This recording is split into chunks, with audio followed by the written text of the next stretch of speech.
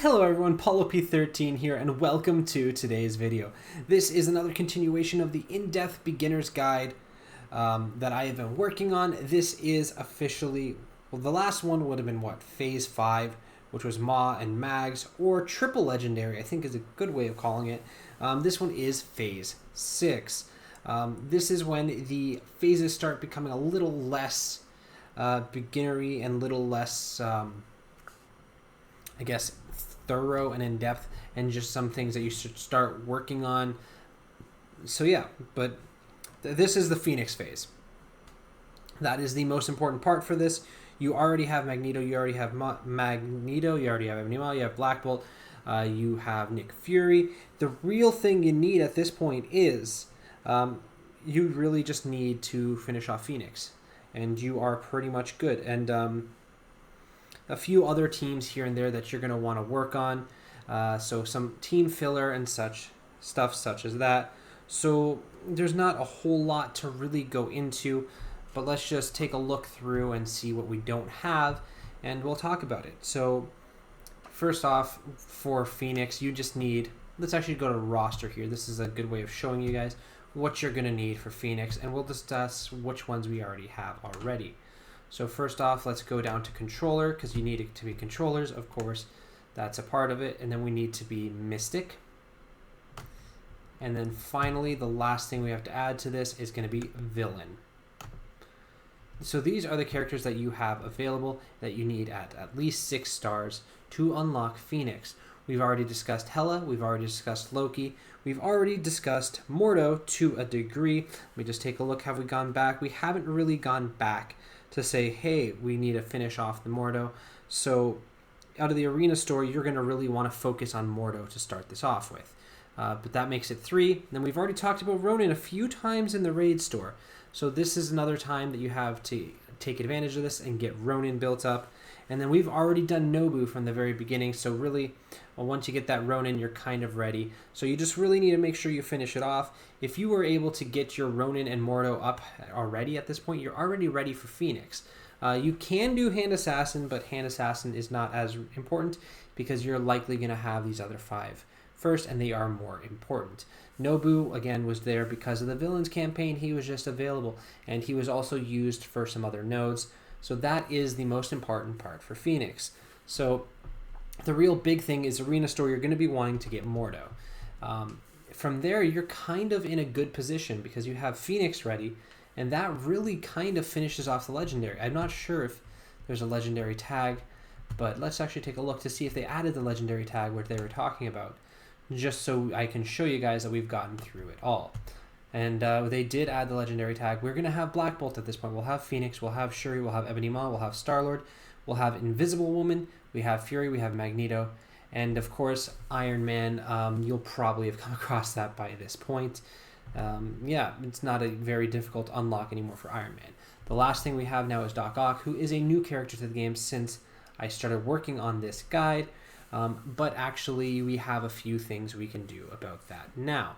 So in order to unlock Dr. Octopus, we can look over at X-Force. We don't have all the news yet.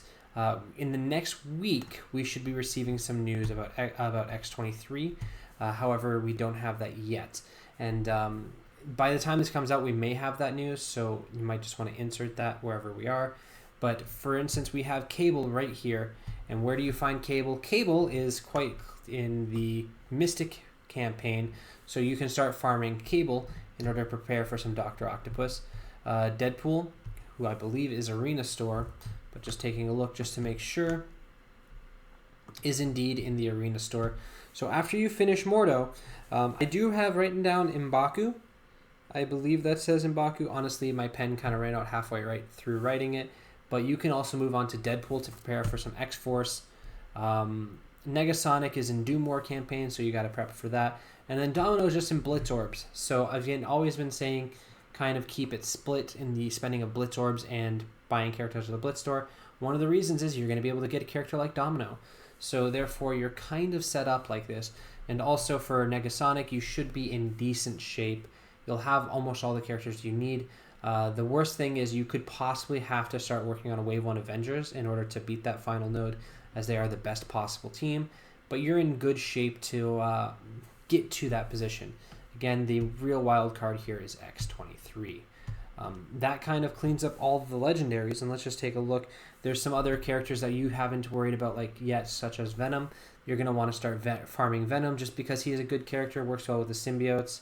If you do manage to have Symbiote Spider-Man, Carnage, Venom, Symbiote Spider-Man are a very good Dark Dimension 2 team and insane for Dark Dimension 3. So at this point, you're kind of just cleaning off the legendaries, seeing any teams that you have partially finished, and just finishing off those teams with however you need to get those characters and preparing and planning for the Dark Dimensions. If you are able to get the gear to do Dark Dimension 2 beforehand on some of the characters, that is great too. My recommendation though is for Dark Dimension 2 and Dark Dimension 3, prepare for Dark Dimension 3 and finish Dark Dimension 2 coincidentally. In other words, the characters that you bring into Dark Dimension 2, while there are great Dark Dimension 2 teams, think of who you're going to need for Dark Dimension 3 and plan according to that, and the characters will get to tier 13 on the way to tier 14 and finish Dark Dimension 2 with that. Dark Dimension 1, don't plan around Dark Dimension 1. Dark Dimension 1 characters will just happen as you're farming up the characters for legendaries and things such as that. So honestly, there's not a whole lot to worry about there. You will already have a good chunk of teams, but you're just going to want to build up the rest of the teams around in order to fill out the roster. You've really put yourself in a great position by having all the main pieces of the teams, and you're really going to be able to work with that. This was the least thorough example and everything like that. I could have gone through each campaign and picked more characters for you guys, but once you've gotten to this point, you really are in the driver's seat. My biggest recommendation, see what you have, see what you want to improve on, make a plan, and stick with that plan. Anyways, guys, thank you so much for watching this entire series, or the parts of the series that have pertained to you the most. I do hope that this has been helpful and you've enjoyed it. Let me know your thoughts or ask any questions down in the comments, or you can join my Discord. There'll be a link to that in the video description, and ask me there. Anyways, any questions, anything like that, feel free to ask. Like, share, subscribe if you think this was helpful or you enjoyed it. And as always, I'm here to help.